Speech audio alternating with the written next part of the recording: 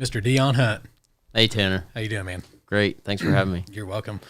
So the man, the myth, the legend, Dion Hunt. I want to first off say thank you for being my first business to public interview, whatever we want to call it. I'm trying to come up with a name for this thing, and one of my buddies was like, "Why don't you just call it Squaring Up with Tanner? You like to wrestle, you like to fight," and he's like, "That's pretty good." Like, yeah, we'll try it. You know, just we'll square up. We're at a square table. Right, we're here. Yeah, we'll fight. We'll go over a few things. You know, we may get in arguments and disagreements, but at the end of the day, I love you, and you're a great resource to have and an awesome person. So we really appreciate you. Yeah, taking the time out to come and hang out with me. So, icebreakers, man. What do you do for fun? Fun. Wow, good question. I love water. So I love boating, and this is a great time of the year coming into the summer, kayaking, fishing, boating, you name it. I love being on the water. So what's your where do you typically go to the water at? Douglas Dam. I like going there, even if I'm just going there to look out and sit in my car and relax. Just take it all in. Yeah. Awesome. I just love the water. Love the water. I don't like Douglas Lake. I don't get in lakes. I don't get in any water I can't see the bottom out of. I don't know what's in there. I'm not getting in. I've gone a couple times. I had some fish nibbling on my sides. I'm just not into it. It freaks me out. Definitely not the ocean, then. No, I go waist deep. Oh, you do? That's it. Interesting. Yeah, we go to the Gulf, so it's clear. You can see it. So okay. Destin's got some really good water. It's where you can just see kind of straight down into it. So, yeah. I don't like the lake. I've tried. I get in there and I'm antsy. I'm nervous. I don't enjoy it. Yeah. But everybody we go with lays in their floats and they're having a great time, and that's just not me. Yeah. I can't do it. Stay in the boat. Stay in the boat. Get hot. I may jump in real quick. Get out. Right. But I also don't like the sun because I get sunburned. So that adds to not getting in the lake. Absolutely. So you are not only a business coach but also an athlete coach, right? Don't you? You coach some sport? Basketball is my main sport. Yeah. What got you into coaching basketball? Why do you do that? Well, I used to work in a church locally, and I was a children's pastor. And when I resigned, I thought, man, I have great relationships with kids, families here locally, and I love basketball. Why don't I just pull, 5 kids and meet me at the community center? And we did it a couple nights a week, and I think within 2 years we had 100 kids. Oh gosh, a week. It grew. Were you coaching all 100 of those children? Yeah. What was really cool was we did them, hour by hour. So it'd be groups of 10, 12, 15. And a couple years ago, we decided to rent out Top Jump, trampoline park. Yeah. I just went there on Sunday. Did you? Yep. Fun place. I love it. So we're down there, and we had to rent the whole thing out just for all of our families. And I had a 360 camera, and I just could not believe how many kids, because normally it's just one class at a time, so you don't get to everybody there. And when I saw it, I just couldn't believe how many kids we were really that's massive. Yeah, affecting. So 100 kids plus all their parents. Right. Probably brought some siblings, that kind of stuff, and you got the entire Top Jump warehouse. Yeah. Booked out. Yeah, I bet it was full. Blast. It was filled up. Yeah. Well, 100 kids at one time. So we've probably reached 300-400 kids in our county in the last 7 years. Wow. So yeah, it started as just a hobby, and that's the beauty of entrepreneurship. I guess that's what I am. That's what I love doing, and I love serving leaders that think big and try stuff until you get it done. Right. So it's just fun. It's a game in itself to me. So I love winning, and I don't care what I'm doing. Yeah. As long as I'm winning. Exactly. Jumping the highest on the trampoline today. Yep. Awesome. Got to get some kind of win. So that's turned into a pretty big deal, though, right? All this basketball deal, tip off, all that good stuff. Is that right? Yeah. It really grew. COVID took a hit, and we're right now in the restructuring phase. I've since moved it into my church program. And they're building a gym right now. Okay. Which is really cool because I can't run it. It became an organization in itself, and I can't run my business and this and that. So. Well, they got the church involved majorly then. Yeah. Reaching out to kids and yep. Taking care of them. That's awesome. Spreading the gospel. So what's the draw to this? Did you play basketball in college or high school? Like, what led you to like, man, I love basketball. I want to teach all these kids. Yeah, so I've been an athlete my whole life. High school, I played 4 sports. I was a captain. I was a 4-sport letterman. Part of my story is, unfortunately, I had a pretty dysfunctional upbringing, and it took me down a path that was very destructive. Really, all I cared about in school was social events, parties, girls, and sports. That was literally my life. So when it came to school, I cheated my entire high school career, literally. So when it was time, I went to a basketball camp my junior year and had a college in Virginia look at me, and coach come up, talk to me, and wrote me a letter. And basically, I sent in my SAT scores, and they said, hey, sorry, you're not going to be a good fit here. Not qualified. Yeah. So that was my dream. You know, out of all the sports I played, basketball was the one. And then, you know, my story is then I went to college and things went from bad to worse. I had an aha moment staring in the mirror, holding on to it, looking in the mirror, and thought, what kind of beast have I become? And I was drinking and doing crazy stuff. And I don't mind sharing it because that was my aha moment that I wanted to live. And I think that's, you know, I heard one time you have two lives. You have the one that's been given to you, and you have the one when you realize you only have one life. And that was my moment. That was my moment when you know, it wasn't God, it wasn't Christianity. It was, I want to live. Like, if I keep going down this path, I'm gonna die or be in jail or something stupid. Yep. So that was my turning point. And, you know, I said some kind of generic prayer like, God, please help me. I don't even know. I'm just praying out to the universe, really. And that led me on a path to get clean, to cut out destructive people in my life, patterns. And, you know, it's really cool because then now, you know, many decades later, I run a company called Improving Life Center. And it all started with a desire, a pain point and a desire, a dream to live. Right. And now I get to serve people who want to not just live, but dominate, you know, people who want to maximize their experience personally and professionally. Yep. And I love what I do because, you know, it's a privilege to serve other people to see them get what they want. Right.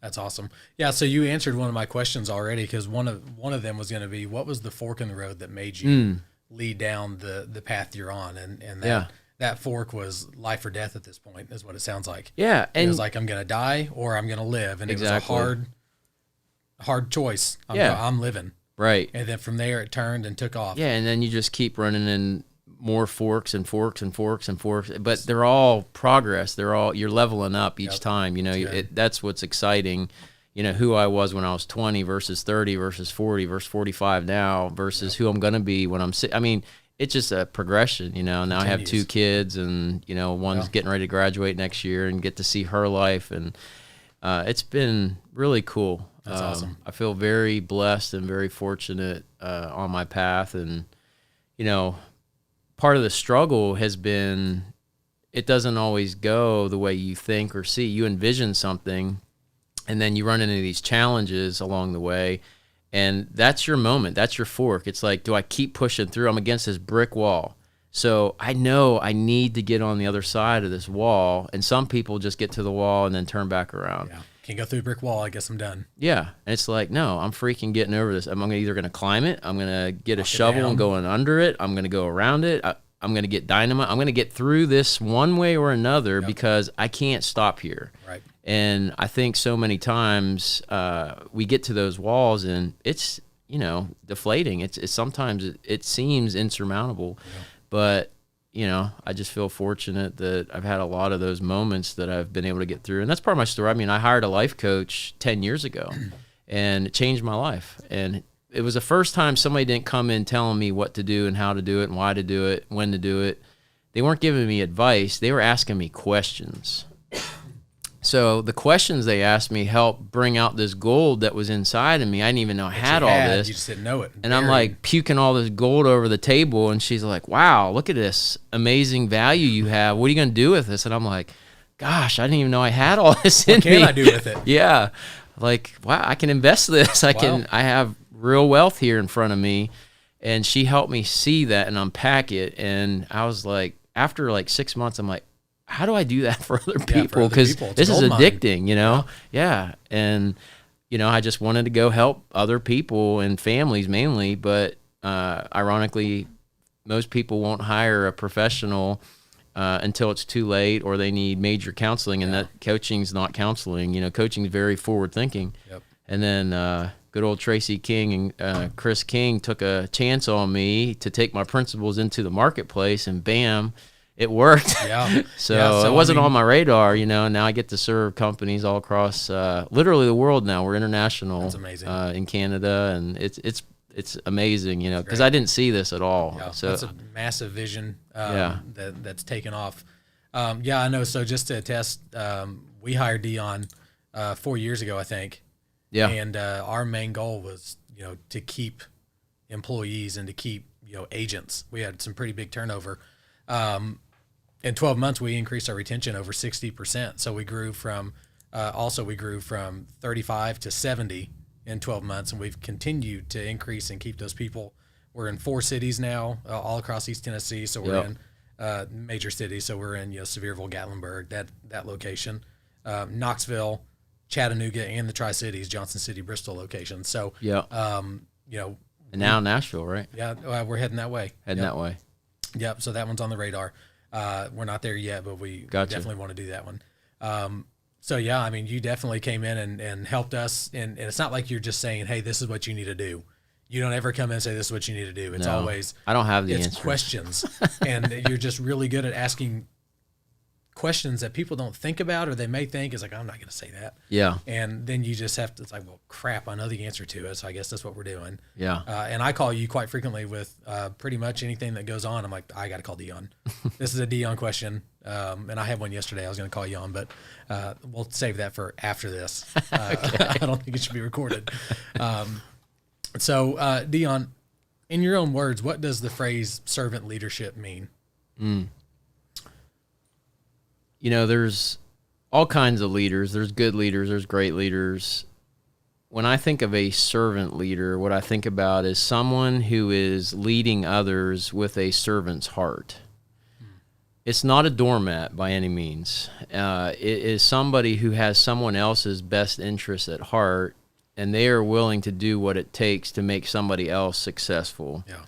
And that's the opposite a lot of times of corporate America, where, you know, research shows 60 to 70% of employees are not satisfied at work. Well, why? The system's not working. Yep. Because it's a top down, I'm over you. You do what I say. Exactly. Or else. And so it doesn't work. Yeah. You know, it works for the top players, but it doesn't work for everybody else.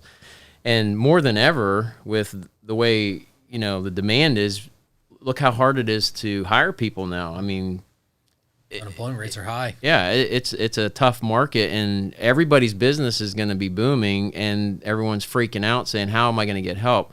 So the teams who have already fostered a servant leadership model already have the infrastructure to grow from. Yep.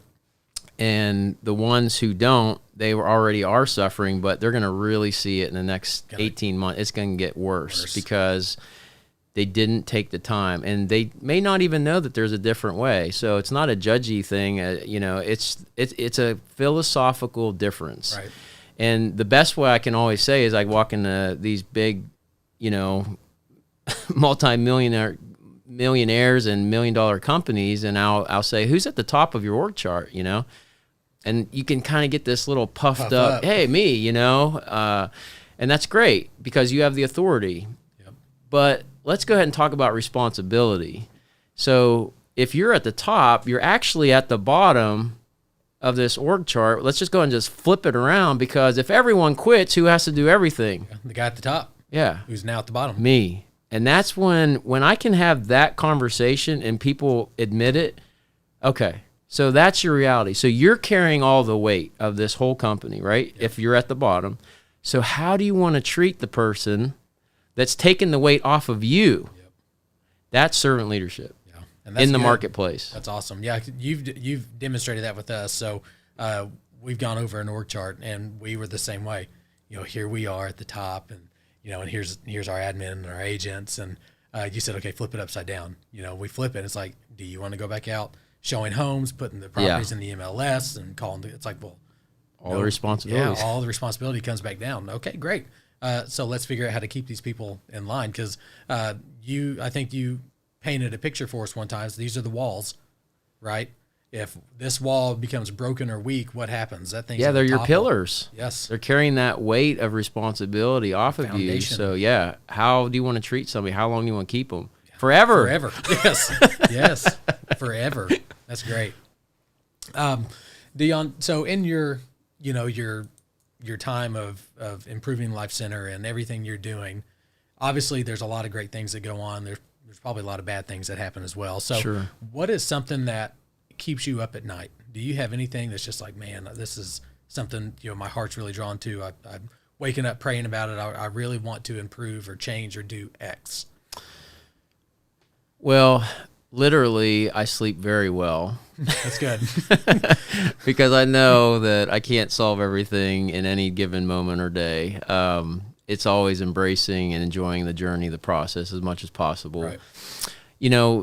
The people I really want to serve are the helpers in the world. And what I mean by that, because I have a servant leadership mindset and heart and want to serve people who have that same mindset, I think about doctors. I think about the medical community. Right. I think about schools, principals, teachers, people who are giving their life, their work to serve other people. I have a special needs daughter, right. Severely handicapped. So when I see someone take care of her, that's who I want to help. I want to help the helpers. Right. So I want to walk into, massive major corporations and organizations and nonprofits who care about people and are struggling, so that we can develop the system and the infrastructure to support them. Because if they're doing better at work, they're going to do better at home. And if they're doing better at home, they're going to do better at work. And then everyone wins. The community wins. And do I want to help people make $3 million more? Sure. But only if you're going to use that profit and those finances to keep blessing people. Because I know I have the skill to get results. Right.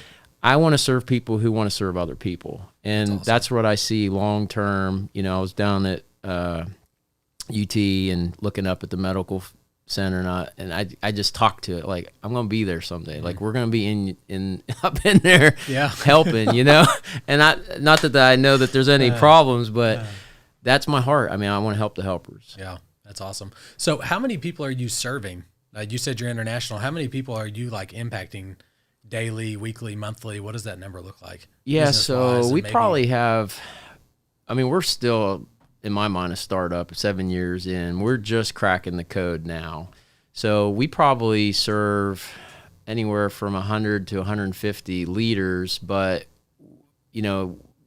as far as how many companies, we're probably only serving, 10 to 15 companies right now. We have a small team of coaches that want to go full-time. We have 3 other coaches. Also brought in a business development person that can help with finances. So we have a lot of room to grow. I told Lynette, my wife, that's our 10-year plan to get to the medical facility, because we don't have the infrastructure yet. And I know I'm not going up into a big corporation until we're ready. Yeah. And skill-wise, we have it. It's just we need people who are able to do this full-time. Yeah. So that's awesome. Yeah. Well, I know you serve our company multiple ways. So you meet with our leadership team once a month, once a quarter. You meet with our agents bi-monthly, I believe. You meet with our inside sales agents once a month. You meet with our admin, and then with your help and your knowledge, we've also developed a leadership development program. Yeah, for our together it's been great. Up and coming coaches as well. So it was really cool, because I know you work with a ton of companies, so you get a lot of ideas from other companies as well that you can then help implement across the board. To it works great over here, let's try it over here, and it does, and then you can kind of push that through the whole organization there. So part of what we do, and I'm sure is if anybody wants to become a coach or a mentor on our team, they're going through the leadership development course, and that's not an easy course. No, it's brutal. It's a 6-month course. I think we got a break coming up. Finally. Yes. Lots of reading, lots of writing. It's really internal, and it's one of those things where you have to dominate. You have to have that drive, that push to do it because I'm tired. I get beat up all day at jiu-jitsu. I come in here and I get, I got a bunch of stuff I got to do here. I go home. I've got 4 kids. Last thing I want to do is sit down and read, 30 pages in a book. Right. So it takes a lot of, dedication, time, and energy. But I also have, the willpower and the drive, and I have people depending on me to get it done. I can't tell everybody else to do it if I've never done it. Right. So that's something that, we pride on is, look, I'm doing it too. I'm just as busy if not busier than a lot of people. It's an investment. It's a major investment in your life, in your time, in your business as well. Because you're gaining so much wealth from this, knowledge wealth, just life wealth as well, to be a better person and know how to handle situations. So I've had multiple people tell me that they can see a difference in me. I actually got a survey back from when I started in 2013 to where I am. I'm just not the same person. Yeah, and a lot of that has to do around the same time frame we watch you on. It's a mind shift to figure out how to, be a servant leader. Yeah. And that's been one of our biggest. And I've seen you go through the ranks and, companies talk about promotion going up, it's really I'm going a down. demotion. You're down. taking on more weight and you're the COO now and you have so many more responsibilities than just serving one client at a time. You are still serving some clients, but the majority is you're taking care of your team, you're taking care of different departments, making sure the operation. So many things that no one ever, they just don't know. They don't know. That's all right. And it's the fact that they don't know is a credit to your work ethic and your desire and ability to take the weight. And that's who you want to promote, right? You want to promote people and reward people who can carry the weight and be a pillar. Yeah. And now that you take it on, it's like you're careful when you think about who do I want to bring in here, because this is another investment and I don't want to bring somebody in here that 6 months later it's coming back on me. A bad choice for promotion, or somebody comes in, you thinking that they can do it and you're pushing some stuff off on them and then they bounce out and it's like, okay, now we're starting over. So we are quick to fire, slow to hire. Same thing with promotions. We want to see the work. We want to see the values that our company looks for before we actually, move people in. Our leadership team is still a team of 4. We just are not to the point where we are, Tracy and Chris are not comfortable bringing people in yet. It's like, look, we've got our core group and this is what we're going to do until that one person starts to elevate, and then we'll, kind of put them through the ringer and just see what it is. It should be tested. I mean, my daughter's 17. I remember when she was about 13 and conversations turned towards boys. Mm-hmm. And I remember saying, don't look at the shiny knight. They haven't been tested yet. Find the one that's dented and a little bit rusty and they're still kind. That's who you want. It's the one. Yeah. It's not all about what you look like. Yep. It's trials, tribulations, all that stuff. So, I've learned a ton from Tracy and Chris as well. I mean, business, life, the whole 9 yards. So they're a great resource as well. And, very blessed to hang out with people that are, that I consider way above me. And I was just having the opportunity to, tag along third wheel for a long time. So it's really cool to see where we started 2013 with, 6 agents and Tracy and Chris and, a couple admin, to where we are now, 45 agents, 15 to 20 admin, VA personnel, ISAs. So we definitely are on the right path and trajectory to dominate the area. So we give a lot of that to you too, because you've helped us retain. We can't be where we're at without a different mindset for retention and how to serve people as well. So that's really awesome. Yeah, it's been a lot of fun. It has.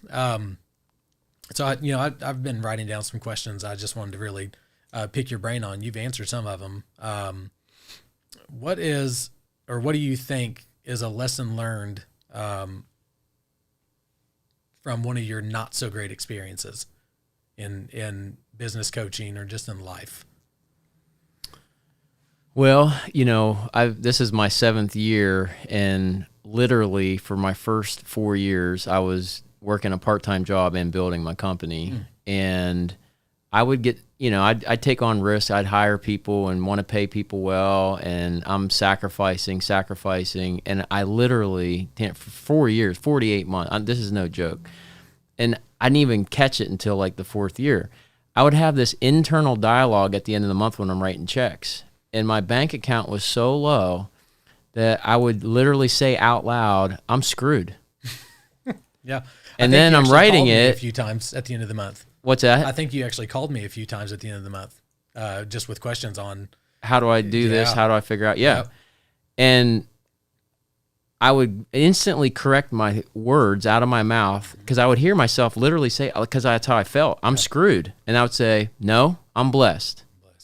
I had to change my mindset to my situation. What I see on paper, it's getting back to the vision. Yeah. And then my next thought would be, well, I'm barely making it. And then I would counter that, well, you're barely making it. Yeah, great. You're not upside down. So now on the other side, I can laugh, but it was rough, man. Internally, you feel like quitting so many times. I mean, most entrepreneurs hit those moments, or anybody who's, a champion in anything, you've got your face smashed. If you're a true champion in any arena, I don't care. You've been humiliated, you've been smashed, you've been embarrassed, you have felt like quitting for a number of reasons. Things, your body, your mind, your soul, things get out of whack. Yep. It's the ones who have the grit and the perseverance. And even as I'm talking, I'm having flashbacks of my childhood that was very painful. I went through abuse at my home, and but now it's like, you know what? That developed something in me because I kept fighting. I figured out how to survive, and survival is a key quality you need at times to get through very difficult situations. And looking back, it's like, yeah, those things that happened to me were really hard, but it's what helped create who I am. And it's not like it was back then and now everything's roses. It's going to be a constant battle. And, I think about King David. Yeah, everyone talks about Goliath. That was like battle number one with one dude. Now he's leading an army against the mass armies. Like, let's talk about those battles. It's not just one-on-one, and he had a good skill at the slingshot. Like, you better have new armor, new everything, weaponry. Change. You got to adapt. Yeah. And now you have something that you're fighting to protect, not just something you're fighting for. I mean, I love thinking about battles and wars and kings, because I think there's so much wisdom there. When somebody develops a kingdom, they're not out trying to win wars anymore. They're trying to protect what they've already established. And what do they have? Layers. A king's going to sit there and have a guard on his right and the left, and one outside of his, on the doors and the chambers, queen's chambers. And then they're going to be outside on the roof. There's going to be a watchtower. They're going to have a drawbridge. They're going to have a wall outside. They're going to have an army. I mean, you talk about layers and layers and layers of protection, because they have something where they was worth fighting for, and now they want to keep it. And that's my mindset when I come into a company. If you don't have your people there yet, that they're fighting with you and for you, that's the first step. You gotta conquer something. You got to rally everybody together. And once you have it, like we're at here at KORE, okay, how do we keep this now? And how do we grow from this? How do we grow our, kingdom in a sense? Because it's back to servant leadership. If you have a servant leadership heart, you can develop a kingdom because you actually care about people. When there is no vision, people perish. But when you have vision, people are going to flourish. They're going to prosper. They're going to thrive. So I want to serve kingdom-minded people, servant leaders who have a vision for their people, not just their client, not just their customer. Yes, you have to have that, but for your actual team and your family, and living a life that there's no regret, that you can get to the end and look back and say, wow, that was awesome. It was, that's great. I have so many war stories. I can look back and I can listen to all the other generals that we've created. It's not just me. It's not just my stories. Like, we have an army of generals who all have other stories. Like, that's what you're trying to create when you talk about coaches and other leaders. And it's not just me running the show in some kind of dictatorship. It's no, we want to have this mass movement.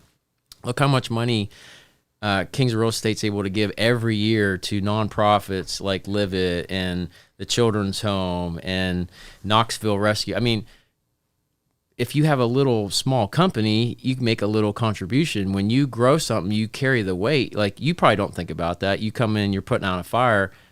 Well, because you do that every day, it's this mass movement that you're able to bless so many more people. Right. And sometimes we get lost in it, Yep. We just another fire, and it's like we forget the massive influence that we have. Yep. And I always, whenever I do that, I do the same thing you do. I say that job security. So if I massive fire, job security. That's right. Yeah, that's true. I mean, as long as there's going to be problems and issues and threats, I've got job security. Yeah. And I had to change my mindset because I would loathe, like, crap, I got to deal with this again. Yeah. But I've had to change it. Yeah. And it started with the OSA side, and it's turned into more the operational side of how do we make this better? How do we make this experience better for our agents, for our admin, and for our clients? Yeah. And then all of that turns into how much more money can we give away?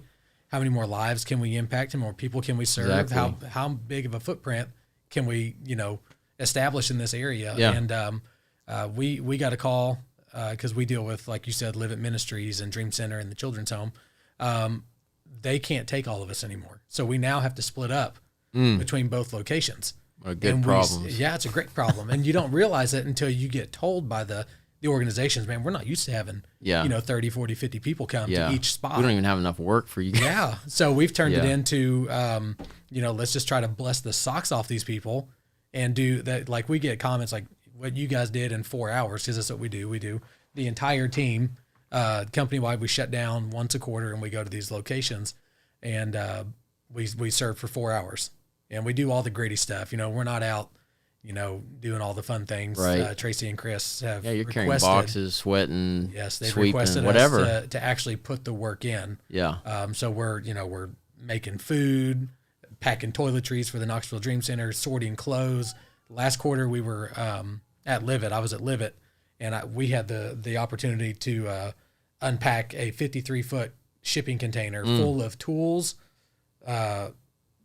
equipment, lawnmower, like you name it, it was in there. Wow. We had to unpack the entire thing and then clean the containers out, threw a bunch of stuff away because it was bad, and then repack it, which would have taken, other, volunteer help, weeks or even months. We got it done in less than 4 hours. And then we went into, organizing clothes and cleaning the store, and we helped them, with the coffee house. And I mean, it's just been crazy to see what I consider small still organization do for these local communities and organizations. It's really cool. Yeah. And the Dream Center is the same way. They blast us on Facebook like, man, we can't believe how much stuff you guys got done.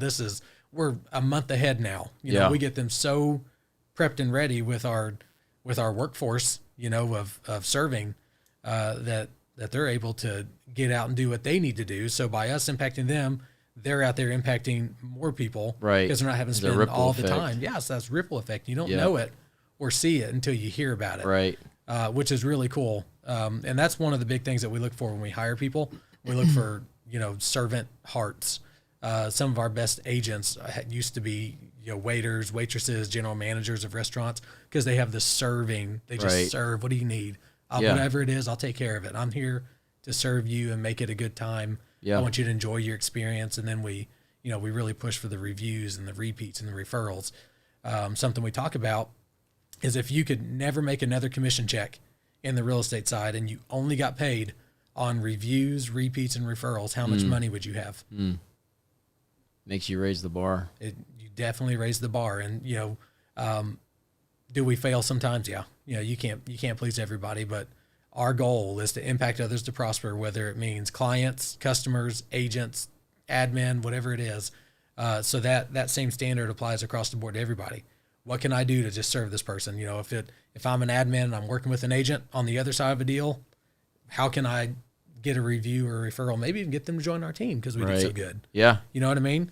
So that's what we look for in people whenever we're hiring. And you can make more money. And you make more money. Absolutely. And because we make more money, we give more. I mean, it ripples. It crazy. Continues. Yeah. So there's a quote, a saying that says, the size of the hole you give through is proportionate to the size of the hole you receive through. Oh yeah, that's good. And I really like that quote because it actually true. It paints the picture. It's like, how much do you want to give? Yeah. And it's not that you do it to receive, but that's just a byproduct of that's the key giving. right there, Tanner. People want to give to get, and I've seen that even when I was a kid. I saw it. If I get this, I'll get that back. You're giving to get. When you have a pure heart to give, I mean, just you better open a bank account You have because to. It's coming. that's just how this world's made. I know. You know. It's awesome. It's really awesome. So, we But back to your point. Yeah, shoot it. You said all that's from it's because you put out fires. You are able to build these teams because servant leadership service is difficult, right? Serving a client at a high level is not always easy. They're going through one of the most stressful times in their life. And so their family and whatever situation, it could be a whole list of reasons, but they're stressed. So you can come in and do a quote transaction, but that may have got them from point A to point B in the cell of their home. But there's a lot more going on. You listening to them, you taking the time to care about them, you're serving them in a much more holistic way. And that's when pearls are formed through pain, right? A pearl is formed from the pain of an oyster going through that irritation. It forms this hard cluster to protect itself because it's going through pain. So every time you go to work and you serve somebody else and it's not convenient, it's a little weighty, you're producing pearls. Right. And everyone else is like, wow, that's brilliant. It's valuable. It's worth so much. It's beautiful and valuable. Yep. And you don't realize it. And then, I mean, I love Jesus, and one of the things he said is, don't throw your pearls to the pigs. Well, what's he really saying? It took a living organism to go through a lot of pain for you to have this pearl, so don't just throw it in the mud. Throw it away. This is valuable here. This took somebody's life, pain. So don't discredit this. Value it. And I think when we go through work, and we don't think of it like that, but that's what's happening every day, that team members are struggling, clients, helping the community. Obviously, why are there nonprofits? Because there's issues in our community that need help.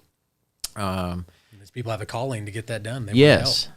And they're stressed, and you get to support them, and you're a breath of fresh air for them. Yeah. A story came to my mind talking about, serving clients and, there's irritations and just serving them because it's what we need to do. It's what we're called to do. And I wasn't, my work life consisted of, before I joined here, I worked at McDonald's, and I worked at Radio Shack, and then I worked at Home Depot, and then I worked at Verizon, which I did really well at Verizon. It's great. And then I did door-to-door roofing sales. I had to knock on doors and sell people why they needed to let me put a roof on their home. But then coming to Kings of Real Estate, we actually have a system that is different than everybody else because we are literally caring. It's one of these things like, why are you buying or why are you selling? And a story comes to mind. That's what I'm trying to get to is I was sitting down with a client. It was a husband and wife, and we were up at their cabin, beautiful cabin, like 1800s built. It was a restored, an old cabin out in Newport that they had torn down and brought, and they built it up. And it's beautiful. And we're sitting there, and I was like, so why are you guys selling? What's your why? You called me out here for a reason. What is it? And don't tell me. And I never take the answer. Well, we just want to cash out. There's always something. And the husband just started crying. And I was like, okay. In my head, I'm like, okay, we're getting somewhere. Because he'd been kind of standoffish, and he just wanted to get home to his kids. I want to be closer to my kids. And so had I not had the training that I had from here and understood what it takes to do, because you don't have sales in real estate. It's relationships, it's community, it's trust. So had I not learned all that, there's no way I would have been able to achieve this guy's goal of getting him what he wanted, first off, which is to be close to his kids, and then, taking care of all his pain points, sell my home. I don't want to deal with any issue, that kind of stuff. So we succeeded in that. And it was that was, I think, one of my aha moments of doing all this is that people have a why. There's always a why. Yeah. And you have to figure out what that why is. And you got to dig into it. And then sometimes it's ugly. Sometimes it's pretty. Sometimes it's emotional. My mom died. I gotta sell. We need to get the house gone. Or I want to be close to my kids. Spending too much time down here. I need to be closer to my kids and my grandkids. I never see them. Yeah. And that was really cool for me to experience that. And that's where that impacting others to prosper really comes in, because I did. I mean, I fulfilled our mission, which is impacting others to prosper. Yeah. I helped this guy prosper by being closer to his children. Right. Yeah. Prosperity is not limited to finances and numbers. Yeah. Yep. So that was a really cool experience for myself. And I share that a lot. And I was interviewing one of our agents the other day, and she had a really, really awesome story too. And, this market's super competitive. The average time on market right now is, 30 to 40 days before it's closed. So that means you're getting offers, closed, signed, everything. And then like the property exchanges within 30 or 40 days. And you're getting 10, 15, 20 offers on homes going well above asking price. A $200,000 home could go for $250,000, right? So I was talking to her and I said, what's some big wins you've had, on the team? And so she's had year to date, she's already had 5 closings. She's only been with us since December. Okay. So she's already had 5 closings and she has 6 More or than 7. some agents all year. Oh yeah. The average is like Seasoned. 4. Yes. Not their first year. 4, I think, across the states, Right. 4 per year. And she's got 6 or 7 pending also. So collectively Wow. she's got, A good year. 12 already Yeah. for only being in the business for 5 months, 6 months. What is it? It's almost the end of May. Yeah. So I said, well, what's one of your big wins? And she said, well, I was working with this family and they foster children and they have like 10 kids. Wow. And you got to have a heart, it's a calling, it's an anointing to be able to do that. And it's not for everyone. I have 4 kids. Right. I don't want any more. Can't foster anymore. It's good. not happening. I'm good. But there's certain people that just have that anointing and that blessing to be able to deal with it and do Right. it. And, because they can love and give everything they got. Right. And there was a $400,000 home. All right. So in this market, $400,000 is about, that's a little high, but it's not like, oh my gosh, that's just an extraordinary high price. Yeah. And they were maxed out. They could not spend any more than $356,000. And they got together. They figured out what their why was. They wrote a beautiful letter. They prayed. They submitted the offer, and they got the deal. Wow. So she impacted this family literally. It's of 12. So mom and dad, 10 children. Yeah.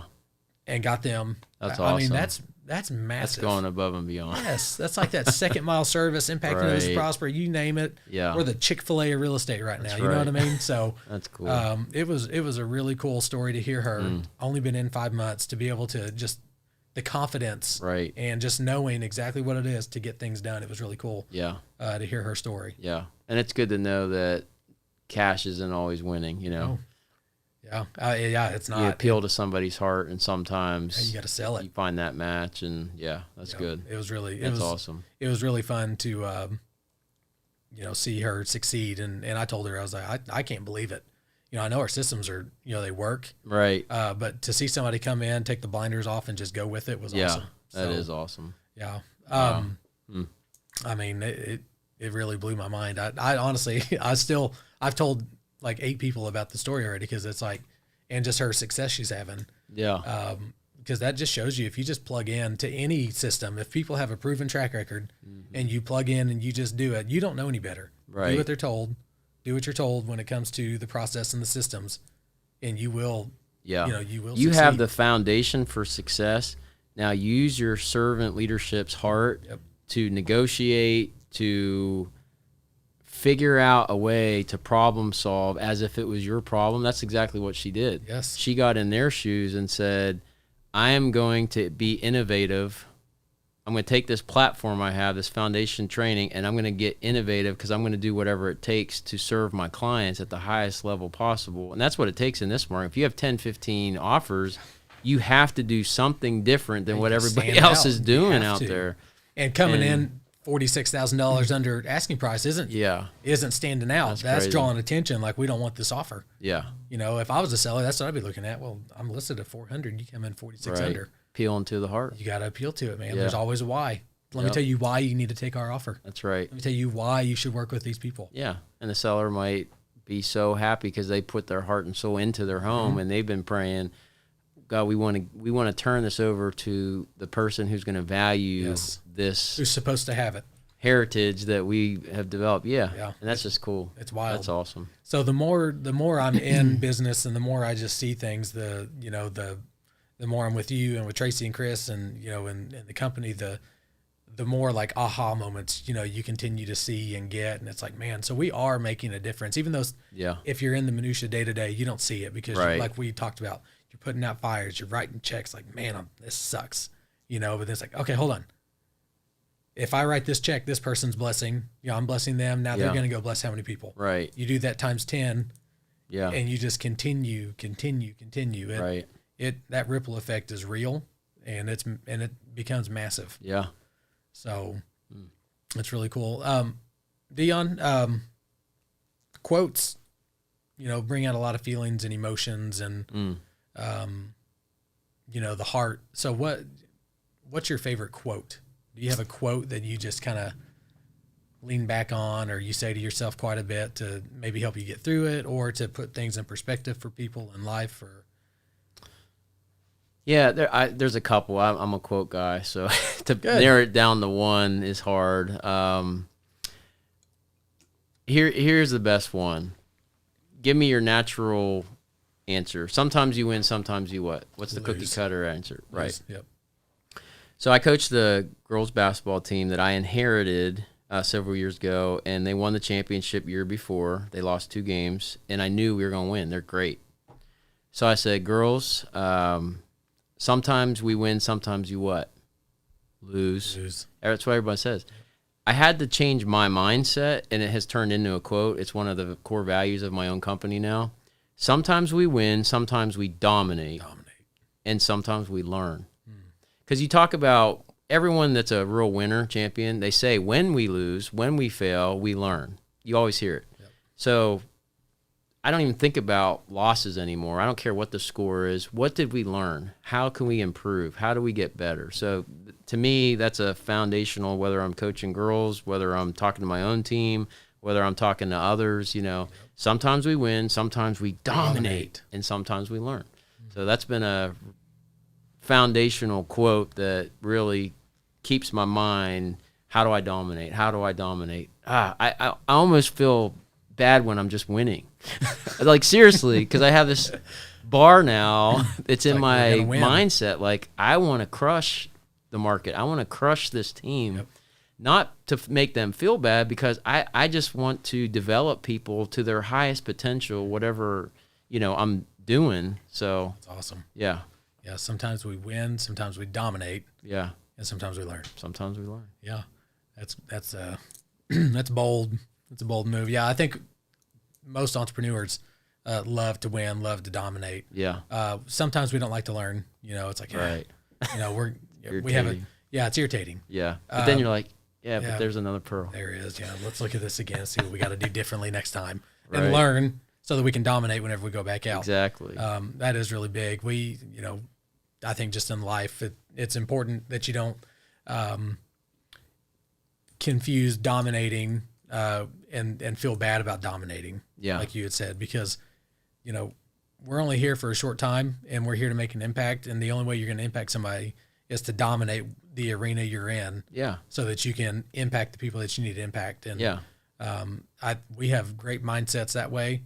We love Jesus. You know what I mean? We love money. It's like we love to win, and we love to dominate. Yeah. And giving, because we love money because we give it. Right. And we love winning. And it's this full cycle, deal of just dominating so that we can do the things that we need to do. Yeah. So that Jesus didn't wake up and he's like, well, I hope I have an okay day. Dude, he had a mission. I'm going to go cure this disease today. I'm going to go up against Satan dominating today. Every day. Yeah. I'm going to train this team of rugrats and teach them how to dominate, because I'm not going to be here that long. Right. They better figure this out. They need to know. They're going to learn today. That's right. That's funny. So before we wrap it up here, you going to do jiu-jitsu? We talked about this. I am definitely considering it. Good. At least a trial. Okay. Yeah. I'm not committing. You're not going to commit to on a certain right belt now, level. No, I'm not committing to it. I am going to try it. I'm not committing to Good. a certain belt. That's awesome. Yeah, you don't have to commit to a belt. Belts are, that is what it is. Belts are a byproduct, right? It's that ripple. That's They're right. just a byproduct of showing up and dominating. Yeah. Or being dominated, because you're going to learn a lot whenever you do it. One thing, and I love jiu-jitsu. I've been doing it since 2016. I'm nowhere near like a competitor or, anything fancy, but it's just fun because whenever you do jiu-jitsu, you don't realize the impact that it has to your mind and being able to overcome and being able to just achieve, greatness really, because, I started in 2016, I went to the gym, where I train at, for 3 years before I joined jiu-jitsu, and I had, great friends at the gym. And then I walk into jiu-jitsu, and the people that are at the gym didn't do jiu-jitsu. So I walk in, I'm like, crap. I don't know anybody here. New crew. New crew, new vibe, new everything. Huh. And that was a scary thing. And I'm super personable, but when it comes to that kind of stuff, it's like, just like, man, I don't want to start over from the beginning. Yeah. I know how to work out. I'm great at all the workouts, but then it's learning something new, I think, is what is intimidating. It's not you got to go, make friends or any of that. It's just like, I don't want to look foolish. Yeah. Because I feel that. I think you feel that as well whenever you do things. But it's that overcoming, even if it's just a small step. Okay, I'm just going to walk in. Yeah. It makes you 1% better, 1% better, 1% better daily. And I take that from you. Small wins. Small wins lead to big victories. So I started in 2016. Here we are, 2021. And I'm super glad I did it. There's not a day that goes by that I'm like, man, I really wish I just didn't join jiu-jitsu. Yeah. Because it changed your life. It changed your life, mindset. your mental health, your physical, health. And then whenever you get shown something here at work, it's like, man, it's not a big deal. I just got choked out 12 times this morning, punched in the eye, and my arm was snapped. Yeah. And I got a guy upset because we put the sign in the wrong yard. Right. You know what I mean? Not that we don't want to perform, great service for our clients, but it's nothing compared to facing death. Perspective. Yeah, perspective, man. Yeah. So, and it helps me be able to, contribute to the team because I'm faced with situations every day. Got to make hard decisions. Yeah. Just like if I've got my arm, being twisted, am I going to tap right now, or do I let it break, or can I get out of it? Yeah. You got 3 choices. Yeah. Let yourself go through something a little bit extreme, and then it makes everything else seem like, Yeah. Yeah. So we use Slack in our company, and my status right now I put on because I'm going through some personal growth for, I'm dieting some certain ways, and I've cut some stuff out, and I saw this quote, and it said, do something hard, it's worth it. We go through life doing everything is the path of least resistance. You know what I mean? Yeah. I'm going to do this because it's easy. Right. I'm going to do this because it's easy. Well, I'll go ahead and, do that because, somebody else already done it. I'll just follow up. Right. But if you never put the work in, you never do things that are hard or put you in your comfort zone, just like working out, you're sore after you work out because you're growing. Yeah. So if you don't feel pain as you're moving and changing in your personal life, you're never gonna grow. Yeah. So that was something. So I look at it every morning because I was like, man, I really want to do X. It's like, I got to do something hard. And pain's, I think this is a whole nother topic. Pain is the thing I think we medicate against, but it's the sign of growth. Growth pains. Yep. Think about when you grieve a loss of a relationship.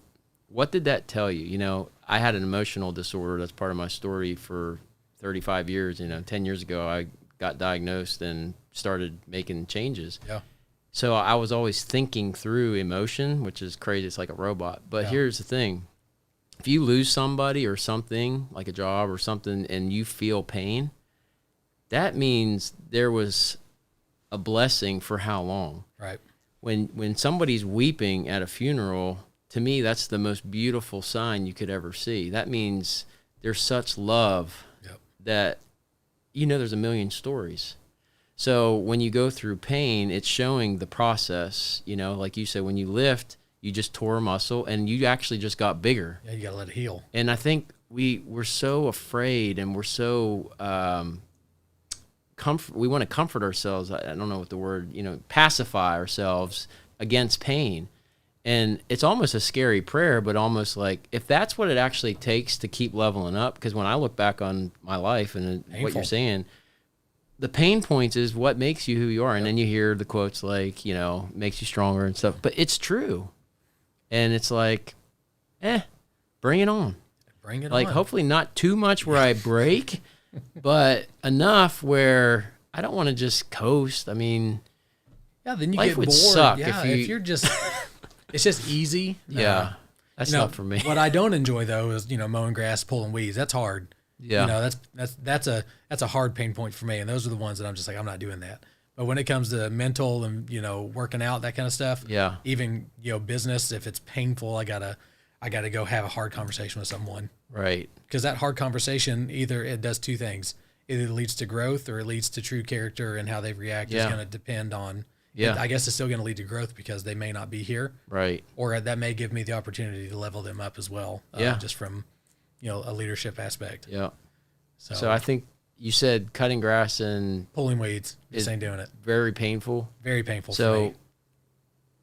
I think if you committed to do it once with the idea, what am I going to learn from this? I bet there's a story there. I'm serious. I bet there's a doing story. it, and I'm just done. Right. I did it my whole life until I moved to Tennessee in 2013. So you don't do it because you used to had to do it. Yep. But if you actually came in and said, I'm going to do it one time instead of, because I don't have to, but I'm going to do it to see what I can learn from this. I wonder what would happen. I think there's a story. I would complain the whole time. I don't think you would. I think there's something there. I'm serious. Okay, well, maybe we'll save that for another episode. So what I'm going to do today, I'm going to not have the guy pull weeds for a week, and I'll go do it. I'm just kidding. I'm not doing that. When you do it, I'll show up at the gym. Okay. Well, we already supposed to have a fight on the books that you missed. That was in December. That's right. Yeah, you missed it. I know. Yeah, I did get a chance to wrestle Nathan Clark from Rhode Island. I saw that. Yeah, that was looked like you dominated him. Well, what's funny is his top ISA Chris recorded a lot of us, rolling around and fighting. Yeah. But he only decided to put up the last minute of the video where I was actually winning. Nathan's probably 6'4", 6'5", 215, maybe 230. I don't know his actual weight. Sorry, Nathan. Muscle. Yeah, straight muscle, and he mopped me. He mopped the floor with me. Just rolled me all over the place, and Chris, he's my homie. He decided to cut out majority of that, and just showed me flipping Nathan, getting on top, and then trying to go for an armbar or some sort of Kimura. So it was really fun to, to have that, and then I took, I took full mount. And I took a picture of me smiling. So now anytime he messages me or calls me, it's just that's the profile picture that I get to see. So then I'm in a good mood. Right. Okay, yeah, I can deal with anything coming up. That's Nathan's right. calling, sure, what's up, man? You remember that time I beat you up? Oh my gosh. Yeah, we all do. So, well, last thing, Dion, before we wrap this up, if we have interested businesses and leaders or people in the community or even just across the nation, because this is going to be, all over the internet. Yeah. What's the best way to get in touch with you? What's the best method for people to, maybe get some sort of demo, free consultation, something like that? Yeah, just go to our website, improvinglifecenter.com, and click on the button, schedule your free evaluation. That will set up a free consultation, and there's really no strings attached. It's truly a free session just to find out what's going well, what's going on, and see if we can help in any way. I mean, we can customize our services. We love going on site, to companies and really getting to know their people a little bit and finding out from their perspective, from an objective third party, what's going on, what's going well for your team. And I think it leads to quick results. Absolutely. Because you get a lot of intel and data that you can use to create vision for the next year. But yeah, it starts with a free call. And if that's something that, seems like it's a win-win for both sides, then move forward. If not, it's okay. No big deal. Yeah. Awesome. What is one takeaway that you would want the audience to really take away from this? Do you have anything right off the bat that, you just want them to absorb after everything we've talked about that's just like, if you can just take this one thing, what would that be? Yeah, I guess analyze and think through your philosophy of leadership. Are you the type of leader who looks down and, you've maybe had to claw your way up, but now that you're at the top, you're alone. Like, you feel lonely. You feel like, wow, I've just put all this effort to get here and this is it, and it doesn't feel satisfying. Or if there's something inside of you that just feels like there's got to be a different way, I think that looking at a paradigm shift. It's time to reinvent yourself, reinvent your structure, reinvent your mission, your vision. And, you don't have to hire me to do that, but I think it's worth considering where you're at and, considering different options so that you can get different results. Yeah. I know so many leaders, they don't feel like they can talk to their team about certain things. They don't really have friends, a safe space that they can talk with. But, just consider that there is a different option. And, bring Zig Ziglar, I love him and his quotes, but he says, you'll have everything in life if you'll just help enough other people get what they want. Yeah. And that's a servant leadership mindset. Absolutely. I'm here to serve other people. And, I served 15 years in the restaurant industry. I was a server for 15 years. That's a long time. And so I had to learn that my income is based on my level of connection and service to other people. Yep. And now I take all those principles from a decade and a half into a different product or a different service, but it's the same heart. Yep. And, Rudy Kasumo out in California, I love what he said one time, whether he made it up or not, I don't know, but he said, money is a certificate of appreciation for a job well done. That's what I did for 15 years. I would get a certificate, and usually I hope that I did such a good job they go in the back layers, Yeah, you get multiple get that hundo. But, people would look at my wad of money, literally, at the end of the shifts. And these new guys, these 20, 25-year-old, and they'd be like, there are literal jaws dropping. How did you do that? And I was like, dude, there's no secret 1 second answer of it's a million tweaks over 15 years. And that's what it takes. And out-serve everybody else on the floor. Every time. And I'm going to dominate. Every time. Every time. Yeah. Because your mindset shifts, Instead of, I want to make $2, I want to make $20, I want to make $120.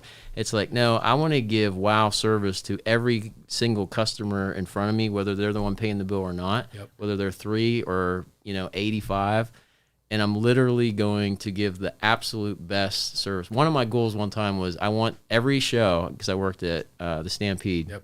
One of my goals was that I wanted somebody every day to give me a hug and somebody to tell me that was the best service they've ever had. That was one of my goals. Didn't happen every day, but that was my mindset coming in, because I know if I get that, then I know I did my best job. And I can't make them, I can't make them give me a certain amount of money, but I can do everything possible to make their experience amazing.